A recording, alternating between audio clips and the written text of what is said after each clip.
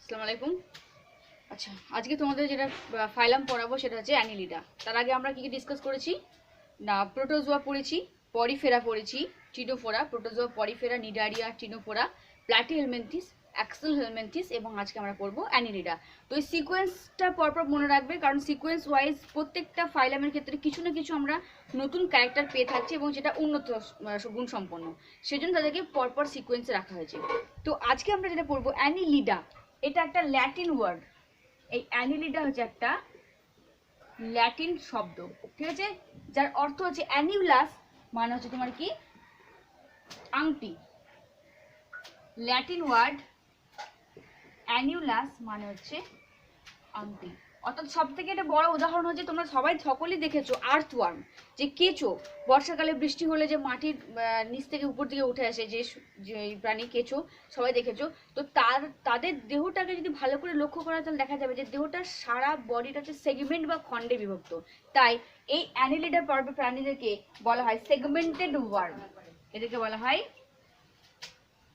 Segmented worm, মানে খণ্ডিত দেহ সম্পূর্ণ কেঁচো। মানে বডিটার পুরো ট্রু সেগমেন্ট লক্ষ্য করা যায়, অ্যাকচুয়ালি ট্রু সেগমেন্ট, ঠিক আছে।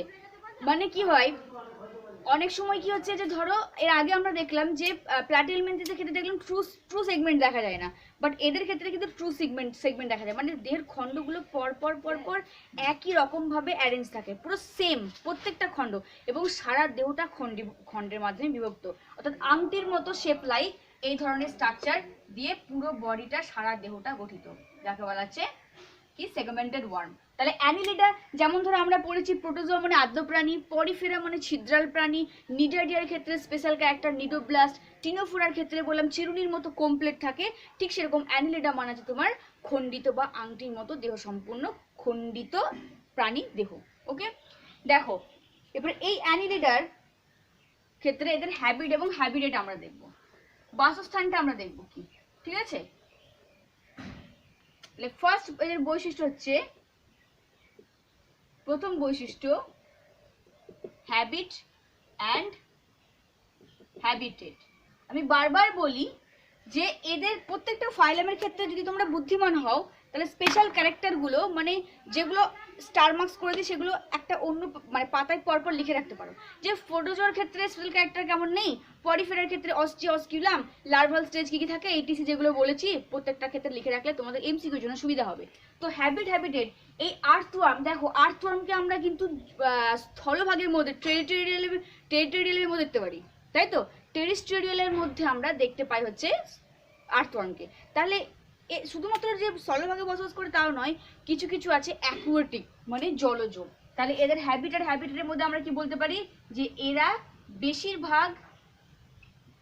বেশিরভাগ হচ্ছে অ্যাকুয়াটিক মানে জলজ প্রাণী, আর কিছু থাকে হচ্ছে কি স্থলভাগে, কিছু স্থলভাগে বাস করে। যেমন আর্থওয়ার্ম, কেঁচো তো স্থলভাগে বাস করে, তাই না। আচ্ছা, এরপর হচ্ছে তোমার আর কিছু ফ্রি লিভিং মানে ঘোরাফেরা করে, ঠিক আছে। নেক্সট আমরা দেখবো বডি ফর্ম। এদের বডির দেহ গঠিত হয়েছে কি দ্বারা, এখানে একটা স্পেশাল ক্যারেক্টার আছে মাইন্ডেড। সেকেন্ড বৈশিষ্ট্য আমরা দেখলাম বডি ফর্ম। ওকে, দেখো এদের দেহটা যদি দেখো, ধরো একটা, এটা আমি দেখাচ্ছি যে এটা হচ্ছে তাদের দেহটা দেখতে টিউব লাইক।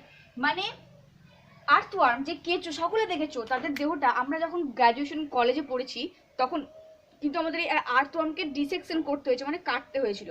তো অবশ্যই গ্লাভস ছিল, তো ওদেরকে কেটে পুরো ডরসাল মাউথ টু অ্যানাস পোর্শনের লম্বা বরাবর কেটে তাদেরকে ওপেনিং করে পিন আপ করে তাদের ভিতরের সমস্ত পার্টসগুলো, মানে বিশেষ করে ডাইজেস্টিভ পার্ট এবং নার্ভাস সিস্টেম যে পার্ট, সেগুলোকে আমাদেরকে ওপেন করে দেখাতে হয়েছিল। তো এদের বডিটাকে যদি দেখানো হয় তাহলে দেখা যাবে যে এই ধরনের হচ্ছে তোমার এলিমেন্টারি ক্যানেল, ডাইজেস্টিভ ট্র্যাক্টটা, তাদের পুষ্টিক নালীটা এই ধরনের সরু টিউব লাইক, আর দেহটা হচ্ছে এরকম ধরনের। অর্থাৎ এদের দেহের সামনের এটা মাউথ এবং অ্যানাসকে আলাদাভাবে বোঝা যায়। আর কি হয় যেটা বলতে গেলাম, এদের বডি গঠিত হয়েছে যে জিনিসটা দ্বারা, এই যে এই অংশটা যাকে আমরা বলছি, দেখো এই যে সেগমেন্ট, বডিটা এই ধরনের খণ্ড খণ্ড দিয়ে গঠিত আংটির মতো, যাকে বলা হচ্ছে কি মেটামিয়ার। তাহলে এদের দেহে আংটির মতো অসংখ্য খণ্ড দেখা যায়, দেহে আংটির মতো খণ্ডক দেখা যায়। ওকে, যাদেরকে বলা হচ্ছে মেটামিয়ার, মেটামিয়ার বা সোমাইট। তাহলে এটা হচ্ছে ইম্পর্টেন্ট একটা কোশ্চেন, ঠিক আছে। মেটামিয়ার বা সোমাইট ইম্পর্টেন্ট একটা question, very very important. Special character মনে রেখো, এই অ্যানিলিডাকে অঙ্গুরিমাল বলা হয়, এই কারণে বলা হয় কারণ এদের যে প্রত্যেকটা দেহ দেখতে পাচ্ছ, এই এক একটা খণ্ড, এই প্রতিটি খণ্ডকে বলা হচ্ছে, এই খণ্ড দিয়ে গঠিত, যাকে বলা হচ্ছে মেটামিয়ার, মেটামিয়ার। ওকে, আর এই একটা একটা যে খণ্ড, প্রতিটি খণ্ডকে কি বলা হয়? সেপ্টা, ACPTA, সেপ্টা বলা হয়। তাহলে দেখো, দেহ গঠিত হয়েছে আংটির মতো অসংখ্য খণ্ড দ্বারা, যাদেরকে বলা হচ্ছে মেটামিয়ার বা সোমাইট, আর এই প্রত্যেকটা খণ্ডকে বলা হচ্ছে সেপ্টা। তাহলে স্পেশাল ক্যারেক্টার মেটামিয়ার প্রথম কোন ফাইলামের ক্ষেত্রে লক্ষ্য করা গেছে? না, অ্যানিলিডার ক্ষেত্রে, ঠিক আছে। আচ্ছা, আর এদের দেখো পোস্টিংনালিটা এরকম ঠিক টিউবের মতো। বডি ফর্ম হলো, এরপর হচ্ছে বডি সিমেট্রি। নেক্সট পয়েন্ট হচ্ছে বডি সিমেট্রি। এদেরও কিন্তু বাই ল্যাটারাল সিমেট্রি লক্ষ্য করা যায়। তাহলে থার্ড আমরা পয়েন্ট দেখব বডি সিমেট্রি কি। বডি সিমেট্রি হচ্ছে দ্বিপার্শ্বীয়, এদেরও কিন্তু দ্বিপার্শ্বীয় বা বাইল্যাটারাল সিমেট্রি লক্ষ্য করা গেছে। ওকে, আগের যেমন ইয়ের ক্ষেত্রে প্ল্যাটিহেলমিনথেস সেরকমই এদের লক্ষ্য করা গেছে। আচ্ছা, নেক্সট পয়েন্ট হচ্ছে লেভেল অফ অর্গানাইজেশন। কোন লেভেলের এদের মানে প্রস্তুতি হয়েছে? লেভেল অফ অর্গানাইজেশন, এটা এখানে একটা স্পেশাল পয়েন্ট, স্পেশাল পয়েন্ট আমি স্টার মার্কস দিচ্ছি। ওকে, স্পেশাল পয়েন্ট হচ্ছে, এর আগে আমরা দেখলাম প্রোটোজোয়ার ক্ষেত্রে দেখেছি যে জাস্ট সেল দ্বারা গঠিত, পরিফেরার ক্ষেত্রে তাই। ধীরে ধীরে আমরা যখন পড়লাম প্রোটোজোয়া, পরিফেরা, নিডারিয়া, তখন দেখলাম যে নিডারিয়ার ক্ষেত্রে কি হয়েছে? প্রথম ফাইলাম যার মধ্যে কলা বা টিস্যুর আবির্ভাব হয়েছে। এরপরে আমরা দেখব যে তারপরে প্লাটিহেলমিনথেস এবং অ্যাক্সোহেলমিনথেস আগের দিন দেখলাম যে অর্গান লেভেল অফ অর্গানাইজেশন, অঙ্গ দিক থেকে তাদের উৎপত্তি মানে প্রস্তুত হয়েছে। এখানে দেখবো আমরা organ system level of organisation, এটা হচ্ছে অর্গান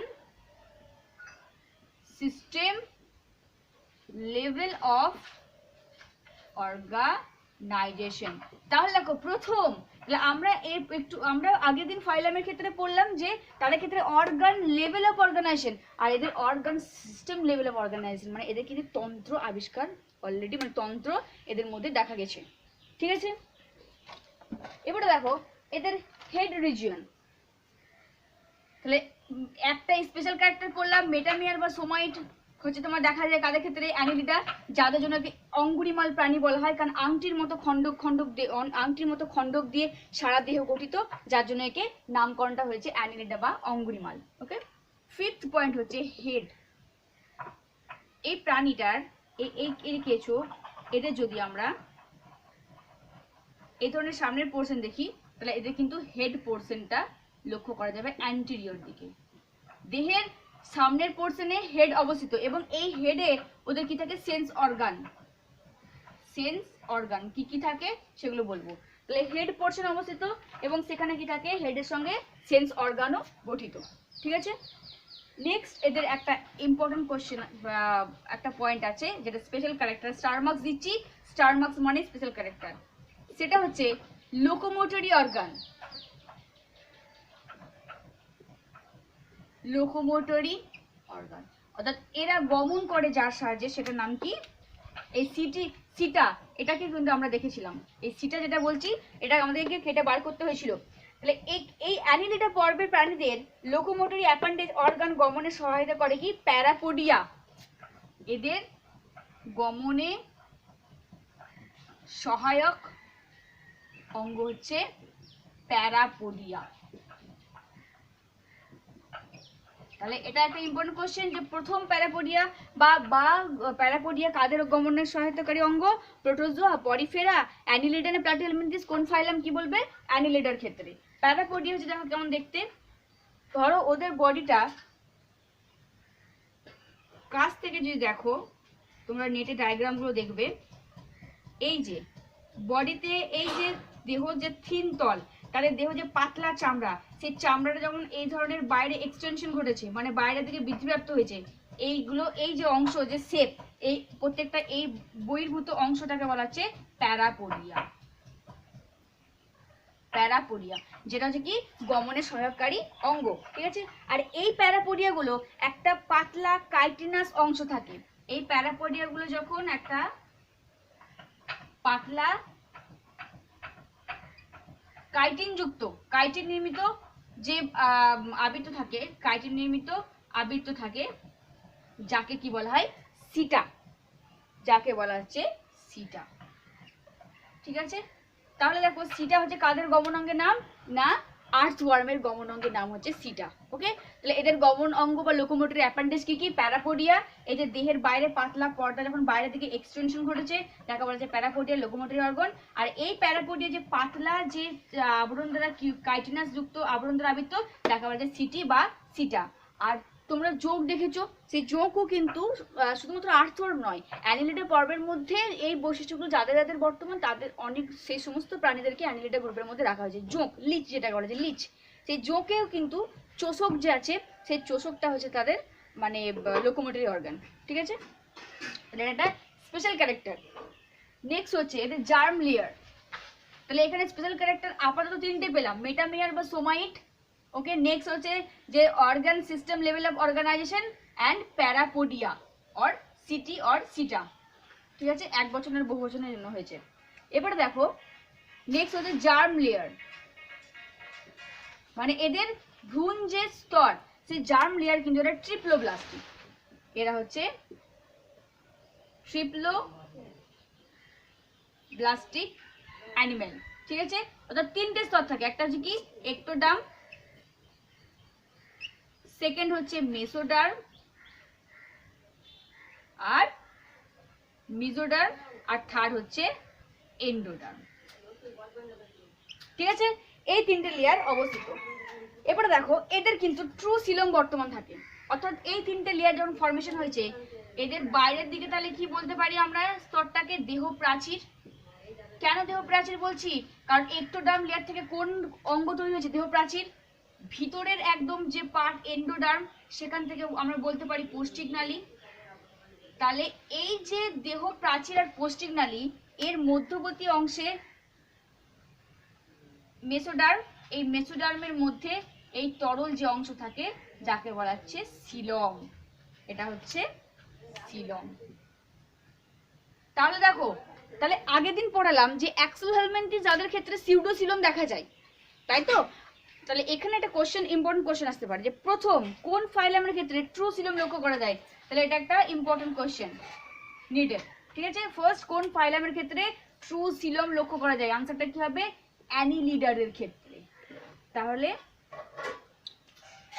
একটা ইম্পর্টেন্ট কোশ্চেন স্টার মার্কস দিচ্ছি নিটের ক্ষেত্রে। নিটের জন্য একটা কোশ্চেন হচ্ছে যে প্রকৃত সিলম দেখা যায়। ওকে, আর এই যে সিলম যে অঞ্চল, সেখানে কি তরল দ্বারা পূর্ণ থাকে, সিলমিক ফ্লুইড, সিলমিক ফ্লুইড দ্বারা পূর্ণ থাকে হচ্ছে তোমার সিলম, ঠিক আছে। তাহলে প্রকৃত সিলম বা ট্রু সিলম কাদের দেখা যায়, একমাত্র ফার্স্ট ফাইলাম যেটা হচ্ছে তোমার কি অ্যানিলিডা, যাদের ক্ষেত্রে প্রকৃত সিলম দেখা যায়। এর আগে আমরা অ্যাসিলোমেট দেখেছি, তারপর আমরা সিউডোসিলমেট দেখেছি, এই প্রথম হচ্ছে প্রকৃত সিলম। এরপর দেখো বডি ওয়াল, এদের দেহ প্রাচীর, ঠিক আছে। দেহ প্রাচীর কি অংশ নিয়ে গঠিত, এদের দেহটা কিন্তু সফট, মানে আমরা তো যেহেতু ওটাকে নিয়ে হাতে করে নিয়ে কেটেছি, দেখেছি আমরা তো ডিসেকশন করেছি, তো এদের কিন্তু ওই কোরালদের মতো কিন্তু ওদের ওরকম নয় যে দেহের CO3 বা ক্যালসিয়াম কার্বনেট নির্গত করে যে একটা শক্ত খোলক তৈরি করেছে, সেরকম কিন্তু কোনো ব্যাপার নয়, অতটা হার্ড বডি নয় এদের, এদের দেহ কিন্তু একদম সফট। তাহলে বডি ওয়াল দেহ প্রাচীর হচ্ছে একদমই সফট, ওকে, অর্থাৎ CO3 এখানে থাকে না। আর কি হচ্ছে কাইটিন নির্মিত, কাইটিনাস যুক্ত হচ্ছে তোমার কি থাকে, এদের দেহটা গঠিত, অর্থাৎ কিউটিকল দ্বারা আবৃত, কিউটিকল দ্বারা আবরণে আবৃত থাকে হচ্ছে বডি ওয়াল। ঠিক আছে, এখানে আর কি হচ্ছে, এই যে বডি ওয়াল দেহ প্রাচীর সেটা কাইটিন নির্মিত, কাইটিনাস যুক্ত। তো আর কি থাকে এখানে, সিঙ্গেল লেয়ার অফ এপিডার্মিস, মানে এপিডার্মিসের একটা স্তর থাকে। তাহলে এখানে আর কি দ্বারা গঠিত, সিঙ্গেল লেয়ার অফ এপিডার্মিস, মানে এই ধরনের সিঙ্গেল লেয়ার দিয়ে তৈরি। এই যে দেখো প্যারাপোডিয়া ডায়াগ্রাম দেখালাম, মেটামিয়ারটা কি দেখালাম, বা সোমাইট, এইগুলো কিন্তু মনে রাখবে, বইয়ে কিন্তু জাস্ট ফ্ল্যাট বর্ণনা আছে, আমি চেষ্টা করলাম তোমাদেরকে বোঝানোর। নেক্সট বললাম যে তাহলে বডি ওয়াল হলো।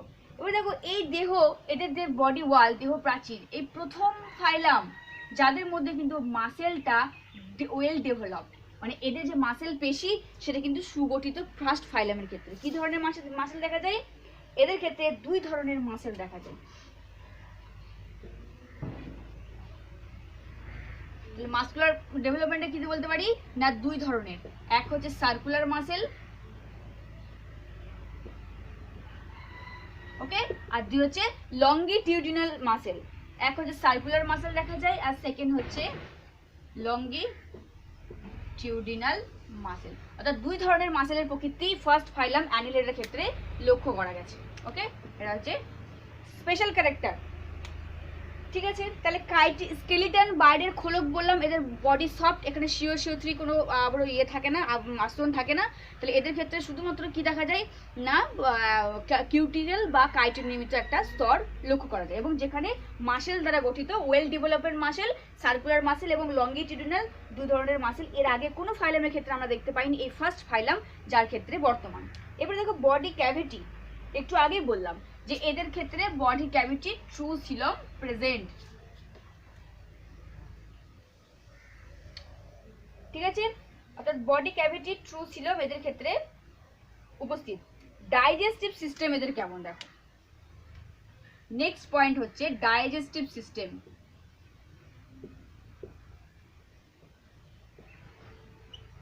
এদের কিন্তু ডেভেলপ, তো ডায়াগ্রামে দেখতে পাবে এদের কিন্তু ডাইজেস্টিভ সিস্টেমটা, মানে এদের বডিটা ধরো যদি আমি এরকম দেখাই না,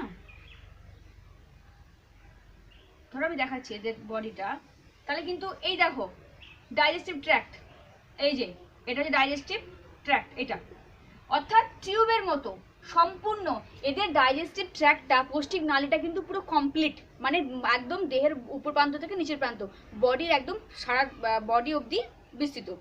ডাইজেস্টিভ ট্র্যাক্টটা টিউবের মতো এবং কমপ্লিট, সম্পূর্ণ।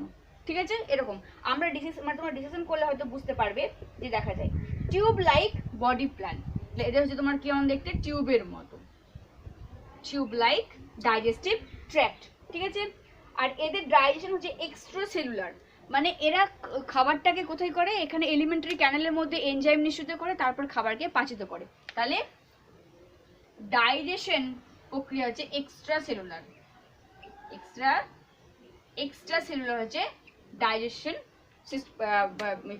প্রসেস।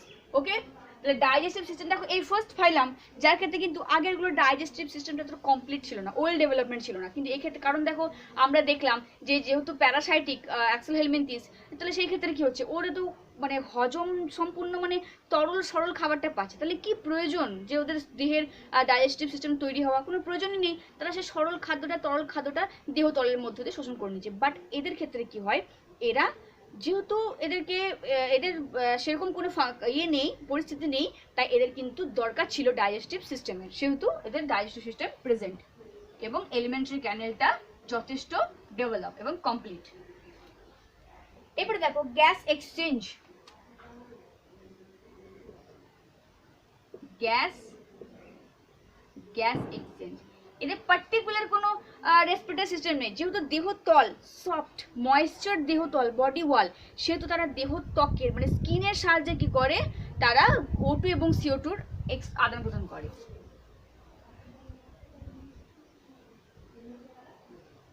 ধরো এটা কেঁচো, তাহলে এর কেঁচোর বডির মাধ্যমে O2 এন্টার করে, আবার এখান থেকে CO2 বাইরে বের হয়ে যায়। অর্থাৎ গ্যাসে এক্সচেঞ্জ করতে হয় না ত্বকের মাধ্যমে, দেহ ত্বকের সাহায্যে এরা রেসপিরেশনটা সম্পূর্ণ করে থাকে, এক্সট্রা করে কোনো অংশ এদের নেই।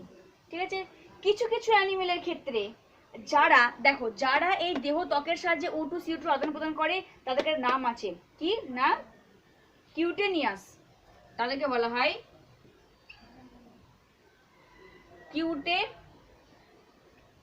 দেখো তাদেরকে বলা আছে কিউটেনিয়াস রেসপিরেশন।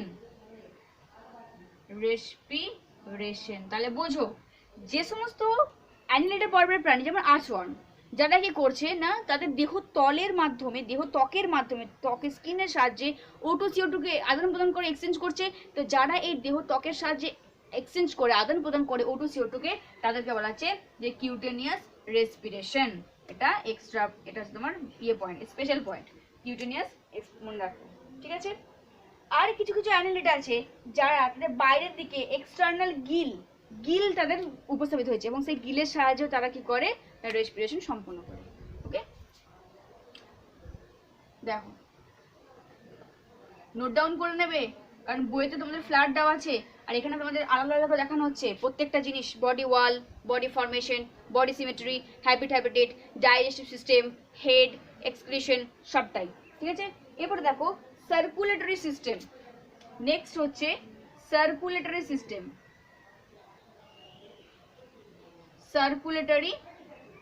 সিস্টেম। সংবহন তন্ত্র, আমরা জানি না সংবহন তন্ত্র দুই প্রকারের, একটা ওপেন টাইপের সংবহন তন্ত্র, একটা ক্লোজ টাইপ সংবহন তন্ত্র, একটা মুক্ত আর বদ্ধ সংবহন তন্ত্র আমরা ক্লাস 7, 8, 9 পড়েছি। তো এদের ক্ষেত্রে হচ্ছে তোমার ক্লোজ টাইপ অফ রক্ত প্রবাহ অর্থাৎ বদ্ধ সংবহন তন্ত্র, বদ্ধ সংবহন তন্ত্র, এটা তোমরা সবাই জানো। আর একমাত্র মানে এই অ্যানিলেটেড পরের প্রাণীরা সবাই হচ্ছে বদ্ধ সংবহন তন্ত্র, কিন্তু একমাত্র জোঁক, এই পরে ব্যতিক্রম হচ্ছে জোঁক হচ্ছে কি মুক্ত সংবহন তন্ত্র। জোঁকের ক্ষেত্রে মুক্ত সংবহন তন্ত্র দেখা যায়, ওপেন টাইপ অফ সার্কুলেশন। ঠিক আছে, এদের দেহে কিন্তু রক্তজালক বা ব্লাড ভেসেল উপস্থিত। তাহলে ক্যারেক্টার হচ্ছে রক্তজালকের মধ্যে রক্ত প্রবাহিত হয়। এদের রক্তের রংটা হচ্ছে লাল। অ্যানিলিডা পর্বের প্রাণীদের কেঁচো কাটলে কিন্তু ব্লাড নির্গত হয় একদম প্রচুর। রক্তর রং হচ্ছে আমরা কেটে দেখেছি, রক্তের রং লাল কারণ হিমোগ্লোবিন থাকে। এদের হিমোগ্লোবিন ডিজলভ অবস্থায় থাকে কোথায়? প্লাজমা রসে, প্লাজমাতে। আমরা জানি যে প্লাজমা মানে রক্তরস, সেই রক্তরসের মধ্যে হিমোগ্লোবিনটা ডিজলভ দ্রবীভূত থাকে, সেজন্য রক্তের রংটা কি হচ্ছে এদের লাল হয়। ঠিক আছে, আর এদের এছাড়াও আর একটা এরিথ্রোক্রোনিন নামক এক ধরনের পিগমেন্ট বর্তমান। ঠিক আছে, এদের যে ব্লাড ভেসেল রক্তজালক সেগুলো দীর্ঘ, এগুলো তোমাদের ডিটেলসে নেই।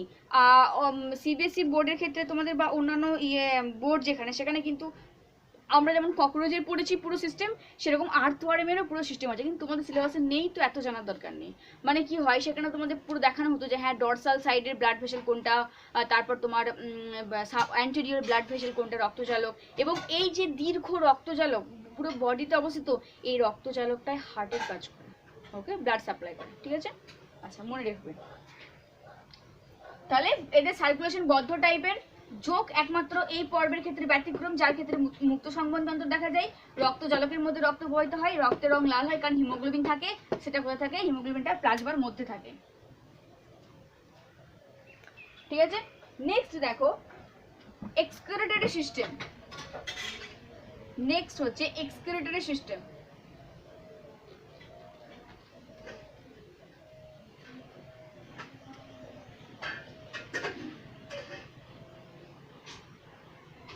এক্সক্রিটরি সিস্টেম সবথেকে বড় কথা, আমরা যখন আর্থওয়ার্ম মানে কাটতাম তখন তো এদের যে ডাইজেস্টিভ যে ট্র্যাকটা সেটা মাঝে মাঝে কেটেও যেত, তো ওদের পুরো নার্ভ কর্ডটা না আমাদের মানে পুরো স্পষ্ট আমরা দেখতে পেতাম। আর ওদের মাউথ পার্টে সামনের দিকে প্রোগ্লোটিড আছে, দেখাবো একটু পরে প্রোগ্লোটিড কি, তো ওখানে ওদের একদম সুন্দর মতো মানে এই রকমের আমরা একটা নার্ভ রিং পেতাম একদম। মানে ওদের মাউথ পার্টের উপরের অংশ যদি সূক্ষ্মভাবে কাঁচি দিয়ে ডিসেকশন করা হয়, কাটা হয়, তাহলে কিন্তু সাদা অংশের একদম পুরো নার্ভ রিং, এই ধরনের রিং তাদের মধ্যে তিনি দেখতে পাবে। সেই নার্ভ রিংটাকে বের করে আমাদেরকে ওয়াচ ক্লাসের মধ্যে সেকশন করে দেখাতে হতো। যদি কেউ জুওলজিতে অনার্স করো কোনো দিন, যদি করার দরকার নেই, অবশ্যই তোমরা ডাক্তার হবে, করার দরকার নেই। যদি করো তাহলে পরে দেখতে পাবে এই সেকশনগুলো করতে হয়, ডি সেকশনগুলো মানে কাটতে হয়, কেঁচো কাটতে হবে, আরশোলা কাটতে হবে, তারপর মুরগি কাটতে হবে, ফিশ কাটতে হবে, ব্যাং কাটতে হবে ইত্যাদি। দেখো এক্সক্রিটরি সিস্টেম, এদের স্পেশাল ক্যারেক্টার ভিভিআই, রেচন অঙ্গ, নেফ্রেডিয়া। রেচন অঙ্গ হচ্ছে রেচন অঙ্গ, নেফ্রেডিয়া। ওকে, এরপরে দেখো এর আগে আমরা পড়েছিলাম রেচন অঙ্গ যে ফ্লেম কোষ বা প্রোটোনেফ্রেডিয়া, আর এই ক্ষেত্রে রেচন অঙ্গ নেফ্রেডিয়া মাস্ট। এটা স্পেশাল ক্যারেক্টার ভিভিআই বলতে পারে। অ্যানিলিডা পর্বের অ্যানিলিডা ফাইলেমের প্রাণীদের রেচন অঙ্গের নাম কি? নেফ্রেডিয়া, বা ঘুরিয়ে আসতে পারে নেফ্রেডিয়া কাদের রেচন অঙ্গ। নোট ডাউন করে নাও। ওকে, আচ্ছা নেক্সট দেখো এদের এই যে নেফ্রেডিয়া, এটা কিসে হেল্প করে? আগের দিনে যেমন হয়েছিল একই কাজ, হেল্প ইন, কিসে হেল্প করে? এটা help in osmoregulation, osmoregulation and excretion.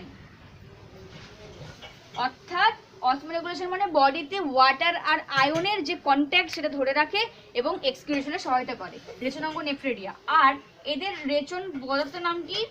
এদের রেচন পদার্থ যারা জলে থাকে তাদের ক্ষেত্রে অ্যামোনিয়া,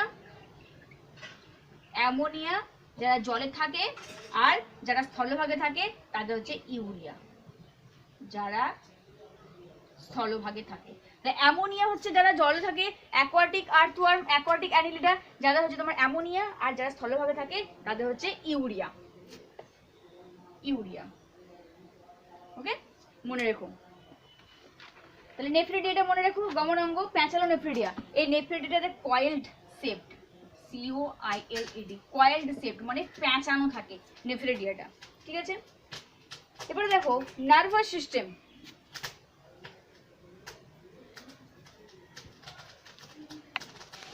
দেখো অ্যানিলিডা পর্বের প্রাণীদেরকে যদি সেকশন করা হয় তাহলে ভিতরের গঠনটা কেমন হবে বারবার বলেছি। এই দেখো এই যে উপরে দেখা যায় দেহ ত্বক, এবারে এই ত্বকটা বললাম এখানে দেখায়নি সেকশন যুক্ত মানে তোমার খণ্ডযুক্ত, তাহলে এই প্রত্যেকটা খণ্ডকে আমরা বলতে পারি মেটামিয়ার বা সোমাইট।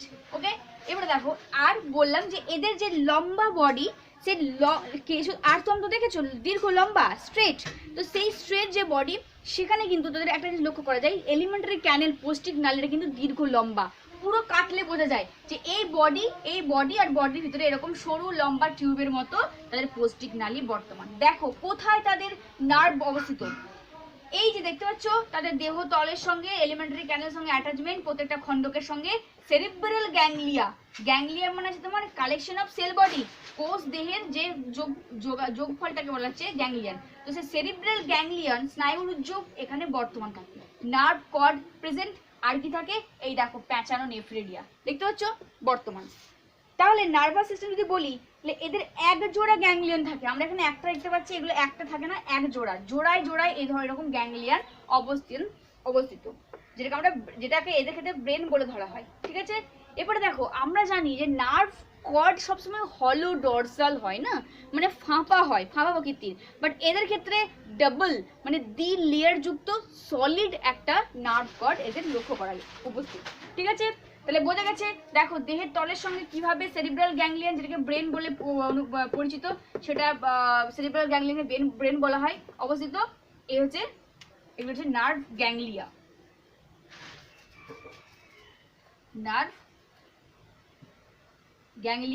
আর এটা হচ্ছে নার্ভ কর্ড। ওকে, আর এই যে প্যাঁচানো কয়েল যুক্ত মাঝে মাঝে এই ধরনের কি তাদের প্যাঁচানো অংশ নেফ্রেডিয়া রেচন অঙ্গ অবস্থিত, ঠিক আছে। তাহলে নেক্সট পয়েন্ট আমরা বলবো নার্ভাস সিস্টেম। তাহলে দেখো এদের ডাইজেস্টিভ সিস্টেম ওয়েল ডেভেলপড, এদের নার্ভাস সিস্টেম হচ্ছে তোমার কি নার্ভাস সিস্টেমটা ওয়েল ডেভেলপড, নার্ভাস সিস্টেম। অন্যান্য ফাইলেমের ক্ষেত্রে আমরা জাস্ট দেখেছিলাম এই সবেমাত্র নার্ভাস সিস্টেমটা স্টার্ট হয়েছে বা এই সামান্য পরিমাণে অবস্থিত, কিন্তু এদের ক্ষেত্রে হচ্ছে তোমার কি এক জোড়া দুটি সেরিব্রাল গ্যাংলিয়ন বা যেটাকে ব্রেন বলছি সেটা অবস্থিত দুটি। আর কি থাকে এখানে, দেখো এখানে আর থাকে এটা solid double ventral nerve cord present. দেখো আমাদের কিন্তু হলো মানে ফাঁপা dorsal nerve cord, dorsal portion nerve cord অবস্থিত, এদের ক্ষেত্রে বলছে ভেন্ট্রাল। এই জন্যই তো মেরুদণ্ডী আর অমেরুদণ্ডীর মধ্যে পার্থক্য আমি অনেক আগে বলেছিলাম তোমাদেরকে, এটা পরে আবার রিপিট করব। আচ্ছা, তাহলে সলিড মানে এদের একদম ফাঁপালো নয়, ডাবল ভেন্ট্রাল পোর্শনে নার্ভ কর্ড প্রেজেন্ট, ঠিক আছে। আর যেহেতু এদের নার্ভাস সিস্টেমটা গ্যাংলিয়া যুক্ত, একটু উন্নত অবশ্যই অন্য ফাইলামদের তুলনায়, তাই এদের ক্ষেত্রে কি হচ্ছে, এখানে সেন্স অর্গানটা একটু বেশি থাকে। আচ্ছা, এর আগে আমরা বললাম যে সেন্স অর্গান শুধুমাত্র কি থাকে, স্ট্যাটোসিস বলেছিলাম। বাট এই ফাইলাম অ্যানিলিডার ক্ষেত্রে যেহেতু nervous system well developed, nerve cord ventral portion অবস্থিত, নার্ভ গ্যাংলিয়ান প্রেজেন্ট, তাই এদের ক্ষেত্রে সেন্স অর্গান কি কি থাকে দেখো। তাহলে সেন্স অর্গান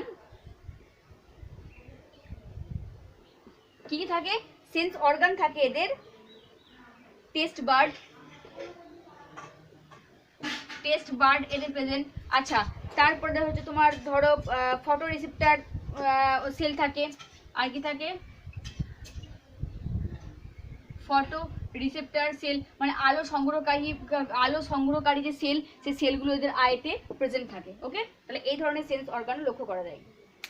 এবারে দেখো রিপ্রোডাক্টিভ সিস্টেম, এদের ক্ষেত্রে কিন্তু মেল এবং ফিমেলকে আলাদা করে চেনা যায়, মানে মেল আর্থওয়ার্ম ফিমেল আর্থওয়ার্মকে তুমি আইডেন্টিফাই করতে পারবে যদি তুমি ডিসেকশন করার সময়।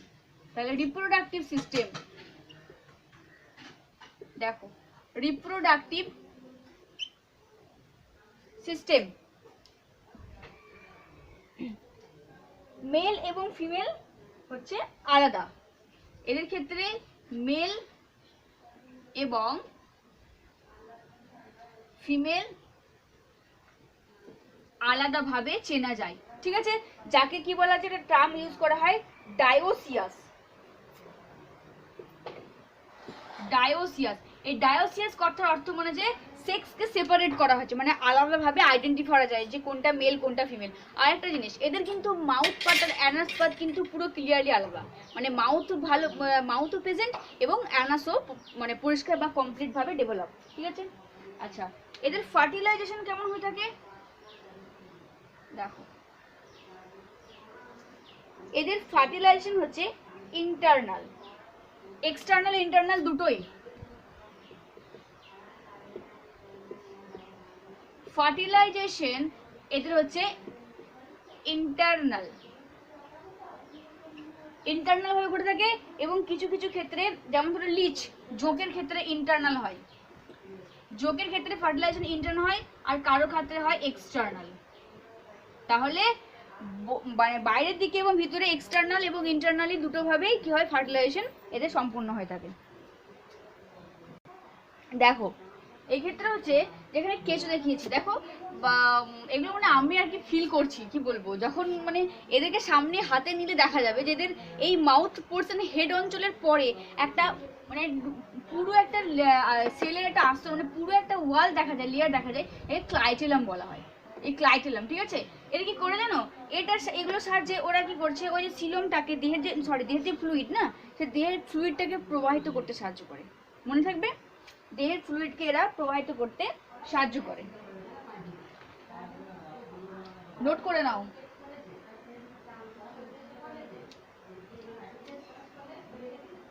আরেকটা জিনিস, এদের দেহে কিন্তু হাইড্রোস্ট্যাটিক প্রেসার লক্ষ্য করা যায়। কি বললাম, হাইড্রোস্ট্যাটিক প্রেসার দেখা যায়। এই হাইড্রোস্ট্যাটিক প্রেসারটা কি, এই যে ক্লাইডেলাম দেখছো না, এর সাহায্যে কি হচ্ছে, এদের মানে যে ফ্লুইড আছে সেই ফ্লুইডটা প্রবাহিত হয়, এবং তার ফ্লুইড প্রবাহিত হওয়ার সঙ্গে সঙ্গে কি হচ্ছে, দেহের একটা চাপ সৃষ্টি হয়, ঠিক আছে। মানে ফ্লুইডের যখন তারা জলে বা কোনো ওয়েভ করে, যখন তারা এভাবে তারা মুভ করে যায়, তখন তাদের বডি যে তরল, সেই তরলটা তাদের দেহের উপর এক ধরনের চাপ সৃষ্টি করে, যাকে বলা হচ্ছে হাইড্রোস্ট্যাটিক প্রেসার। মানে ফ্লুইড বা তরল সম্পূর্ণ চাপটাকে বলা হচ্ছে হাইড্রোস্ট্যাটিক প্রেসার, যে কারণের জন্য তারা এইভাবে আস্তে আস্তে মুভ করতে পারে। ওকে, আচ্ছা নোট করে নাও এটা।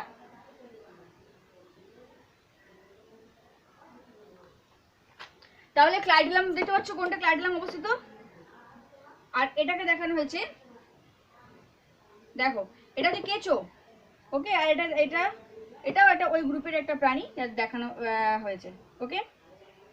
আচ্ছা, আর কি বৈশিষ্ট্য আছে এর মধ্যে? এই ছবিগুলো আঁকার দরকার নেই, ছবিগুলো জাস্ট এমনি দেখবে, এসব আসবে না, মানে ছবি ক্যারেক্টার। বারবার বলছি 3 মার্কসের জন্য আসতে পারে যে অ্যানিলিডা পর্বের প্রাণীদের, তোমরা আগের বিগত বছরের কোশ্চেন দেখবে যে অ্যানিলিডা পর্বের প্রাণীদের বৈশিষ্ট্য লেখো 3 মার্কসের, কিংবা বললাম যে শর্ট কোশ্চেন আসবে স্পেশাল ক্যারেক্টার থেকে, ওকে, তাহলে সেটা করে রাখতে হবে। আচ্ছা, এদের ডেভেলপমেন্ট, অর্থাৎ এদের লার্ভাটা হচ্ছে ট্রোকোফোর লার্ভা পাওয়া যায়, খুব ইম্পর্টেন্ট একটা কোশ্চেন। 15 লার্ভা দশা বা ডেভেলপমেন্ট যেটাকে বলছি আমরা। নেক্সট পয়েন্ট হচ্ছে ডেভেলপমেন্ট। ডেভেলপমেন্ট খুব ইম্পর্টেন্ট। ট্রোকোফোর লার্ভা দেখা যায় এদের দেহে, তাহলে জীবন চক্রের কি লার্ভা? ট্রোকোফোর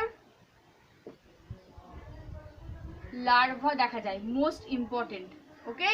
এটা হচ্ছে তোমার কোশ্চেন ফর্ম নিট, যে ট্রোকোফোর লার্ভা কোন ফাইলামের ক্ষেত্রে লক্ষ্য করা যায়? প্রোটোজোয়া, পরিফেরা, অ্যানিলিডা না টিনোফোরা? কি বলবে? অ্যানিলিডা পর্বের প্রাণীদের। কিংবা ঘুরিয়ে দেয় যে অ্যানিলিডা পর্বের বলে দিল কেঁচো, তো এদের ক্ষেত্রে বলে দিল যে ইয়ে কি দেখা যায়, লার্ভা দশা কি দেখা যায়, তখন কি বলবে? ট্রোকোফোর লার্ভা দেখা যায়, ওকে।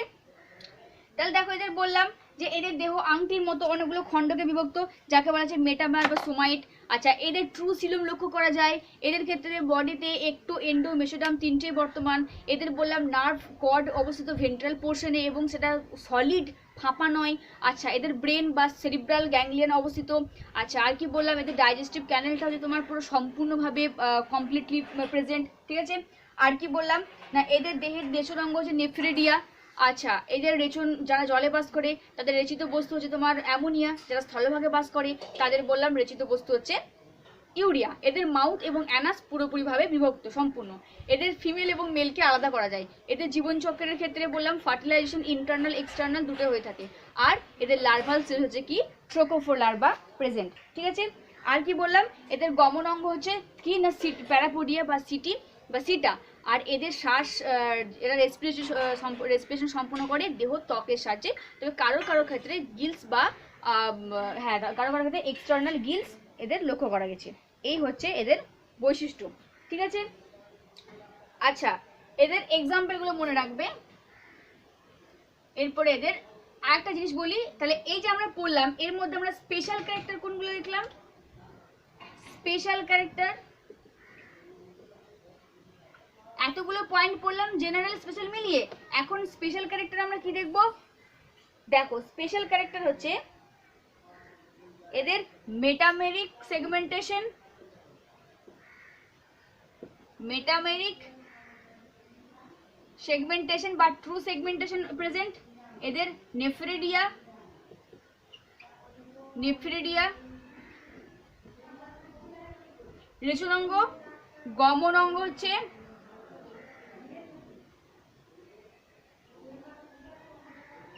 প্যারাপোডিয়া বা সিটি, ওকে। আচ্ছা, আর কি দেখা যায়? এদের close type circulation, close type circulation লক্ষ্য করা যায়। বদ্ধ সংবন্ধ অন্তর লেখা যায়। আচ্ছা, এদের কি থাকে না সিটা প্রেজেন্ট থাকে বললাম। তাহলে এই সমস্ত জিনিসগুলো। আর কি থাকে? ট্রোকোফোর লার্ভা, আর ট্রোকোফোর লার্ভা। এই যে পয়েন্টগুলো বললাম নোট ডাউন করবে। স্পেশাল ক্যারেক্টার আছে এগুলো, মানে এমসিকিউ কোশ্চেনের ক্ষেত্রে এর থেকে বাইরে এমসিকিউ কোশ্চেন আসবে না। আর আশা করি আমি যেগুলো পড়াচ্ছি তার বাইরে তোমাদের কোনো কোশ্চেন আসবে না, আশা করছি, ঠিক আছে। আচ্ছা, এরপরে দেখো এদের বৈশিষ্ট্য। ডায়াগ্রামগুলো খাতাতে আঁকার দরকার নেই, মানে আমি যেগুলো প্রয়োজনের যেগুলো দরকার সেগুলো করিয়েছি, মানে ক্লাস করাতে করাতে সেইগুলো বাদ দিয়ে আদার্স করে যে বই থেকে কোনো ডায়াগ্রাম আঁকার দরকার নেই, ঠিক আছে। এক্সাম্পল দেখো, উদাহরণ কমই আছে। উদাহরণ হচ্ছে যেমন যোগ, যোগ, তারপর তোমার নেরিশ, এগুলো সব হচ্ছে কি না অ্যানিলিডা পর্বের প্রাণী, ওকে। তারপর হচ্ছে তোমার ফ্যানওয়ার্ম, ফ্যানওয়ার্ম, ওকে। আর হচ্ছে কি না ব্লাড ওয়ার্ম,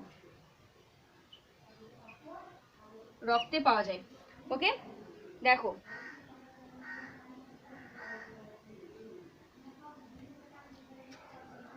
দেখো এক্সাম্পল এই কটা মনে রাখবে তাহলেই হবে। হিরুডিনা, হিরুডিনারিয়া, এই হিরুডিনারিয়া এটা হচ্ছে কার বিজ্ঞানসম্মত নাম? জোঁকের বিজ্ঞানসম্মত নাম, জাস্ট মনে রাখলে হবে। ব্লাড সাকিং লিচ বলা হয়। আর নেরিস স্যান্ডওয়ার্ম, আর ফেরিটিমা ফ্যানওয়ার্ম, ব্লাডওয়ার্ম। তো এই কটা এক্সাম্পল মনে রাখবে, তাহলে আর বেশি মনে রাখার দরকার নেই। তাহলে এই চ্যাপ্টার থেকে আমরা অ্যানিলিডা কিন্তু ইম্পর্টেন্ট, ঠিক আছে? তো তোমাদের হোমওয়ার্ক থাকলো যে অ্যানিলিডার বৈশিষ্ট্যগুলি লেখো, যেটা তোমাদের বোর্ডের কোশ্চেন আসছে। কিন্তু বারবার বলছি এই অ্যানিলিডার বৈশিষ্ট্য লেখার সময় তোমরা একটা কাজ করবে, প্রত্যেকে বলছি এটা মাথায় রেখো, স্পেশাল ক্যারেক্টারটা তোমরা অন্য কালি দিয়ে স্টার মার্কস দিয়ে দেবে, তাহলে বুঝে নেবো যে হ্যাঁ এগুলো স্পেশাল ক্যারেক্টার। আর পরীক্ষাতে যদি আসে প্রধান মানে অ্যানিলিডার বৈশিষ্ট্য লেখো, তাহলে একটা কথা বারবার মনে রাখবো, সবার ক্ষেত্রে একই হবে, যে যদি শুধুমাত্র বৈশিষ্ট্য চাই 3 নম্বরের জন্য, তাহলে প্রধান বৈশিষ্ট্যগুলো সবার আগে দেবে, যেগুলো মেন ক্যারেক্টার। হ্যাবিট একটা পড়া দিলেও হবে, বাট এই যে বললাম metamere, segmentation, close type, circulation, nephridia, এই মেন পয়েন্টগুলো সবার আগে দেবে, তারপরে সাধারণ পয়েন্টগুলো দেবে, ঠিক আছে? যদি 3 নম্বরের জন্য চাই যে নেফ্রিডিয়ার বৈশিষ্ট্যগুলো লেখো, তাহলে প্রধান পয়েন্টগুলো আগে দেবে, তারপরে সাধারণ পয়েন্টগুলো দেবে। তাহলে তোমাদের হোমওয়ার্ক থাকলো যে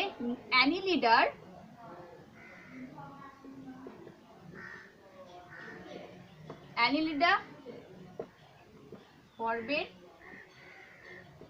আমি শুধু তোমাদেরকে স্পেশাল ক্যারেক্টার লিখতে বলছি, বিশেষ বৈশিষ্ট্যগুলি লেখো, বা প্রধান প্রাণীদের প্রধান বৈশিষ্ট্য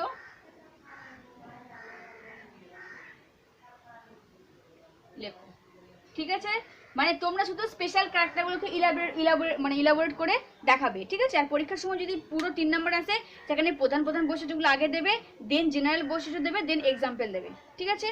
আরেকটা কথা বলি, দেখো তোমাদেরকে বকি, তাই তো? তোমরা তো অনেকে হয়তো ভাববে যে ম্যাম একটু বিষয়ে একটুতে নাক গলায়, বা ম্যাডাম আমাদের কে এরকম বকে। দেখো একটা কথা বলি, আমার কিন্তু বকে কোনো লাভ নেই, কারণ আমি বকলে তো তোমাদের কাছে খারাপ না। একটা মানুষ যদি কাউকে বারবার বলে, তাহলে সেটা স্বাভাবিক খারাপ হবে। তো সেটাকে আমি কিছু মনে করি না, এই কারণেই বলি, কারণ বারবার বলছি যে দেখো গার্জেনরা টাকা পে করছে, সবার তো আর মানে ইকোনমিক দিক থেকে আর্থিক দিক থেকে সবাই সচ্ছল নয়। তাহলে দেখো সবার কিন্তু গার্জেন যেমন করেই হোক, কষ্ট করে হোক, যেভাবেই হোক, কিন্তু মাসে মান্থলি মিশনের টাকাটা ফিজটা পে করছে। তো তাদের জন্য সেই অভিভাবক আব্বা মায়ের কথা ভেবে কিন্তু তোমাদেরকে সেটা চিন্তা ভাবনা করতে হবে যে না, আমাদেরকে ভালো রেজাল্ট করতে হবে, আমাদেরকে জীবনে অনেক বড় হতে হবে। আব্বা মা যখন আমাদেরকে টাকা খরচ করে পড়াশোনা করাচ্ছে, তাদেরকে আমাকে কী দেওয়া উচিত, অর্থাৎ এটা ভাবতে হবে যে আমি পৃথিবীতে কী জন্য এসেছি, এই দুনিয়াতে আমাকে যে উপরবেলা পাঠিয়েছে তার মানে লক্ষ্যটা কি, উদ্দেশ্যটা কি, সেটাকে একবার ভাবতে হবে যে আমরা এখানে ভালো কাজ করার জন্য, ভালো মানুষ হিসেবে কোনো কিছু দিয়ে যাওয়ার জন্য এখানে এসেছি। তাই যেহেতু গার্জেনে টাকা পে করে, সেটাকে মাথায় রেখে ক্লাসগুলোকে অ্যাটেন্ড করবে, ঠিক আছে? নাহলে শুধু টাকা পে করছে, এটা কষ্ট হয় না তোমাদের? যে তোমরা ক্লাসগুলো যদি না করো, অবশ্যই করো, তোমরা যারা করো না তাদের বলছি, না করলে কি হবে, তো গার্জেনটা কষ্ট পাবে, পরবর্তীকালে যখন রেজাল্ট খারাপ হবে তখন আর কিছু করার থাকবে না, তখন আফসোস করা ছাড়া কোনো উপায় থাকবে না। তাই বলছি যে ক্লাসগুলো মন দিয়ে করে ভালোভাবে করবে। আর আমি যে তোমাদেরকে বকি, সেটা নেগেটিভ বইতে নেবে না, ঠিক আছে? আমি তোমাদেরকে যেটা বলি ভালোর জন্যই বলি, যাতে তোমাদের চাই একটা স্টুডেন্ট, মিশনের স্টুডেন্ট কিছু তো আমি ছিলাম, সেটা আমি তো বেশি ফিল করি, মানে ভালোবাসি ক্যাম্পাসকে না, মিশনকে। তো আমি তো চাইবো যে হ্যাঁ আমার মিশনের স্টুডেন্টদের যেন ভালো রেজাল্ট হয়, তারা যেন উন্নতি করে, ভালো জায়গায় পৌঁছায়, ঠিক আছে? তাহলে দেখো হোমওয়ার্ক থাকলো অ্যানিলিডা পর্বের প্রাণীদের প্রধান বৈশিষ্ট্যগুলো লেখো, শুধুমাত্র প্রধান বৈশিষ্ট্যগুলো লিখবে, জেনারেল ক্যারেক্টারটা লিখতে দিলাম না, ঠিক আছে? ভালো করে পড়ে রাখবে। আর একটা কথা, প্রোটোজোয়া প্রতিদিন একবার করে, এটা তোমাদেরকে আমি ট্রিক্স দিচ্ছি। প্রোটোজোয়া যখন তুমি আজকে যদি ধরো সন্ধ্যাবেলায় অ্যানিলিডা পড়লে, তো তার আগে একবার প্রোটোজোয়া, পরিফেরা, নিডারিয়া, টিনোফোরা, প্ল্যাটিহেলমিনথিস, অ্যাক্সেলহেলমিনথিস, এগুলো একবার দেখবে, এগুলো একবার পড়বে, ঠিক আছে? মানে ওগুলো পড়ার সঙ্গে সঙ্গে এইগুলো আর একবার পড়ে যাবে, ঠিক আছে? তাহলে কি হবে, পিছনে জিনিসগুলো ভুলবে না, মনে থেকে যাবে, রোজ পড়বে একবার করে। আচ্ছা, আজকে তোমাদের ক্লাসটা 45 মিনিটে থাকলো, আমার একটু কাজের জন্য। তো তোমাদের পরের দিন পরের দিন ক্লাস কালকে আছে, তো কালকে তোমাদের একটু বেশি টাইম নিয়ে মানে 10 মিনিট এক্সট্রা করাবো, ঠিক আছে?